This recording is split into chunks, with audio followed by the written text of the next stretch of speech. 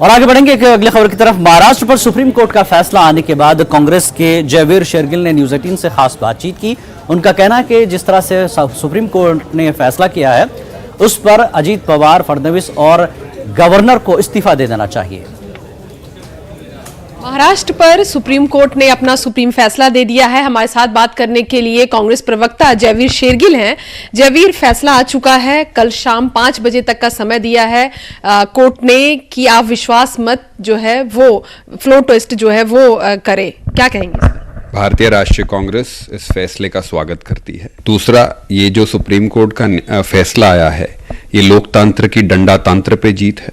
ये जीत है कि आप रात के अंधेरे में एक सरकार नहीं बना सकते। कल फडणवीस चोर दरवाजे से बतौर मुख्यमंत्री विधानसभा में घुसेंगे और कांग्रेस, शिवसेना और एनसीपी उनको बतौर विपक्ष नेता बना के विधानसभा से विदा कर देगी।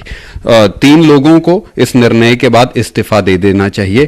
पहले फडणवीस, अजीत पवार और राज्यपाल जो भूल गए उनका कर्तव्य संविधान का पालन करना है, केंद्रीय सरकार का पालन नहीं करना। और 2 लोगों को अपनी मुबारक वापस ले लेनी चाहिए, वो हैं देश के प्रधानमंत्री नरेंद्र मोदी और गृह मंत्री अमित शाह।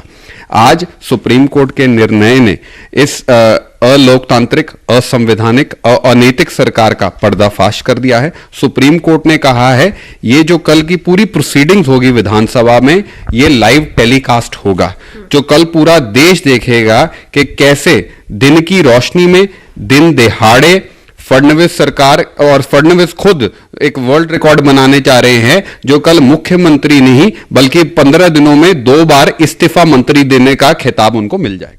देखिए, जैसे सोनिया गांधी ने भी जैसे ही सुप्रीम कोर्ट का फैसला आया उन्होंने भी ये आश्वासन दिया या यूं कहें कि कॉन्फिडेंस है कांग्रेस पार्टी को और दूसरी जो सहयोगी पार्टियां हैं एनसीपी और शिवसेना को कि जो संख्या वो लगातार दिखा रहे हैं, कल भी एक शक्ति प्रदर्शन हुआ और 164 का दावा आप कर रहे हैं, क्या इसी नंबर के साथ कल आप वहां मौजूद रहेंगे जब फ्लोर टेस्ट होगा? तो उम्मीद है ये कहा जाता है झूठ के पांव नहीं होते और सत्य तथ्य पे टिका हुआ है।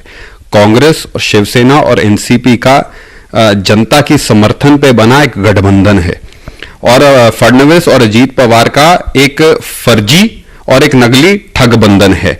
अगर हमारा कॉन्फिडेंस है कि हमें 30 घंटे नहीं कि केवल 30 मिनट चाहिए अपनी सपोर्ट दिखाने के लिए, अपनी ताकत दिखाने के लिए, और उस तरफ अजीत पवार और फडणवीस और गवर्नर साहिबान को 5 दिन चाहिए थे सपोर्ट बनाने के लिए। तो जैसे कल कहा कि कल हमारा जो गठबंधन है वो अजीत पवार और फडणवीस के ठगबंधन को दरवाजा दिखाने वाला है। और कल इस बात की मुझे लगता है कि एक राजनेता और एक अच्छी अब एक एग्जाम्पल सेट करने के लिए फडणवीस और अजीत।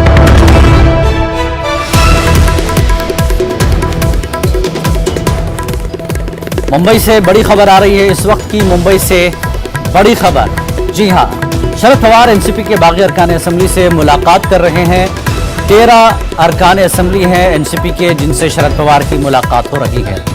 आपको बता दें बड़ी खबर मुंबई से, जैसा कि हमने आपको बताया कि अजीत पवार के 13 बागी अरकान असेंबली जो हामी हैं उनसे बात कर रहे हैं शरद पवार। आपको ये बता दें कि एक और बड़ी खबर, जी हां, महाराष्ट्र से एक और बड़ी खबर इस वक्त लखनऊ से खबर आ रही है सुन्नी वक्फ बोर्ड की मीटिंग के बारे में। जी हां, बोर्ड की मीटिंग से मेंबर अब्दुल रज्जाक बाहर आए हैं। बहस मुबाहिसा चल रहा था, काफी इख्तलाफात सामने आए थे सुन्नी वक्फ बोर्ड को लेकर। अब्दुल रज्जाक जो कि मेंबर हैं उन्होंने मीटिंग का बायकाट किया है, वो मीटिंग से बाहर आ चुके हैं। जी हां, सुन्नी वक्फ बोर्ड की मीटिंग में ये पहला तमाशा, ये सुन्नी वक्फ बोर्ड की मीटिंग में मेंबर अब्दुल रज्जाक बाहर आए हैं। मेंबरान के बीच इख्तलाफात देखने को आए, काफी बहस और मुबाहिसा देखने को आया था। मुहासबा हो रहा था जुफर फारूकी का जो कि चेयरमैन है सुन्नी वक्फ बोर्ड के, उनके साथ काफी बहस हुई। इसमें अब्दुल रज्जाक मेंबर हैं, वो मीटिंग से बाहर आ चुके हैं। इख्तलाफात की पहली कड़ी अब्दुल रज्जाक जो मेंबर हैं यूपी सुन्नी वक्फ बोर्ड के, वो मीटिंग से बाहर आ चुके हैं। सुन्नी वक्फ बोर्ड ने जिस तरह से फैसला लिया था अयोध्या के फैसले के बाद कि वो रिव्यू पिटीशन में नहीं जाएगा, मेंबरान ने कहा कि ये सुन्नी वक्फ बोर्ड का इज्तिमाई फैसला नहीं है, ये जुफर फारूकी जो चेयरमैन है उनका इज्तिमाई इनफरादी फैसला है। हम किसी एक फर्द के फैसले को नहीं मानते, ये सुन्नी वक्फ बोर्ड के मेंबरान का कहना था। तो सुन्नी वक्फ बोर्ड के मेंबरान के इख्तलाफात चेयरमैन के बीच खुलकर सामने आ गए हैं। तो चेयरमैन से ये इख्तलाफात के बायस पहला नजारा, अब्दुल रज़ाक यूपी सुन्नी वक्फ बोर्ड के मेंबर मीटिंग का बायकाट कर बाहर आ चुके हैं। हालांकि आज इतनी अहम मीटिंग है सुन्नी वक्फ बोर्ड की, जिस पर यह सब कुछ तय होना है कि सुन्नी वक्फ बोर्ड इज्तिमाई तौर पर यह फैसला करे कि वो रिव्यू पिटीशन के लिए जाएगा या नहीं। 5 एकड़ जमीन के मामले पर क्या कुछ तय होना था, ये सारी बातें तय होनी थी। लेकिन सबसे पहले जो बात हुई सुन्नी वक्फ बोर्ड में, वो जुफर फारूकी जो चेयरमैन है यूपी सुन्नी वक्फ बोर्ड के, और तमाम मेंबरान के बीच इख्तलाफात खुलकर सामने आए हैं। अब्दुल रज़ाक जो कि मेंबर हैं वो मीटिंग से बाहर आ चुके हैं। तो इख्तलाफात की पहली कड़ी, इख्तलाफात का पहला नजारा यह देखने को मिला कि मेंबर अब्दुल रज़ाक फारूकी मीटिंग से बाहर आ चुके हैं। जैसा कि लगातार हम सुबह से आपको अपडेट करा रहे हैं, तारिक कमर ने ये तमाम चीजें हमें बता दी थी। तारिक कमर हमारे साथ एक बार फिर जुड़ चुके हैं। तारिक कमर, लगातार हम सुबह से बात कर रहे थे, ये चीज सामने आ चुकी है, इख्तलाफात खुलकर अब बाहर आने लगे हैं। अब्दुल रज़ाक बाहर आए, कोई बात हुई है उनसे आपकी? हाँ, देखिए अभी अब बात हुई है मेरी, और उन्होंने बताया है कि मीटिंग में जो फैसला है वो जाहिर है कि अब्दुल रज़ाक का मानना ये था कि रिव्यू पिटीशन के लिए जाना चाहिए, लेकिन जो दूसरे मेंबरान हैं वो जुफर फारूकी के साथ कहीं ना कहीं अपनी राय का इजहार कर रहे हैं।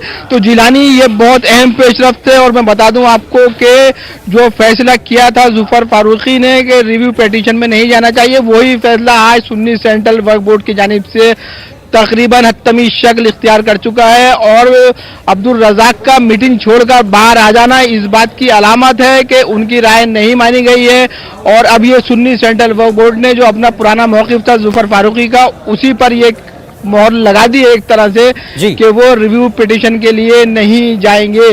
तो देखिए अब जो जमीन का मामला है तो उसमें यह है, जो बात अभी तक हमारे सामने आई है उसके बारे में ये कहा जा रहा है कि जमीन मिलने के बाद ये फैसला किया जाएगा, ये मसला जो है आइंदा पेशरफ्त की जाएगी कि उस पर क्या किया जाए क्या ना किया जाए। लेकिन कितने मेंबरान हैं जो इस फैसले के साथ हैं और कितने मेंबरान हैं जो इस फैसले के खिलाफ हैं? अक्सरियत क्या कहती है बोर्ड की? देखिए इमरान महबूद और अब्दुल रज़ाक के अलावा बाकी तमाम मेंबरान जो हैं 6 लोग अंदर मौजूद हैं और जुफर फारूकी अंदर मौजूद है। सबकी राय यही है कि रिव्यू पिटीशन के लिए नहीं जाना चाहिए जी। इसलिए अब्दुल रज़ाक जो कि ये कह रहे थे कि जाना चाहिए, वो अकेले पड़ गए हैं, और इसी पेश नज़र वो मीटिंग छोड़कर बाहर आ गए हैं, और उन्होंने वाज़ेह तौर पर गम और गुस्से का इजहार किया है। तो ये अब मंजरनामा कमोबेश साफ है कि मतलब जो सुन्नी सेंटर बोर्ड के चेयरपर्सन जुफर फारूकी कह रहे थे कि हम नहीं जाएंगे, उसी पर एक तरह से मोहर तस्दीक लगा दी गई है जिलानी। अब बाकायदा तौर पर सिर्फ एक आर्जी ऐलान प्रेस रिलीज की शक्ल में या उनके बयान की शक्ल में जारी होना बाकी है। बाकी ये बात जो जुफर फारूकी ने कही थी कि रिव्यू पिटीशन के लिए नहीं जाएंगे, तो शायद वो नहीं जाएंगे।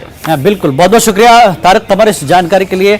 बहरहाल एक चीज खुलकर सामने आ गई है कि सुन्नी वक्फ बोर्ड रिव्यू पिटीशन के लिए नहीं जाएगा। 8 मेंबरान की मीटिंग में से 6 मेंबरान जो कि जुफर फारूकी के साथ खड़े होते हैं, 2 मेंबरान इसके खिलाफ हैं। जैसा कि तारिक कमर ने तफसील बताई है कि एक बड़ा मामला यह तय हुआ कि यूपी सुन्नी वक्फ बोर्ड ने यह तय कर दिया है कि वो रिव्यू पिटीशन अयोध्या मामले पर नहीं जाएंगे।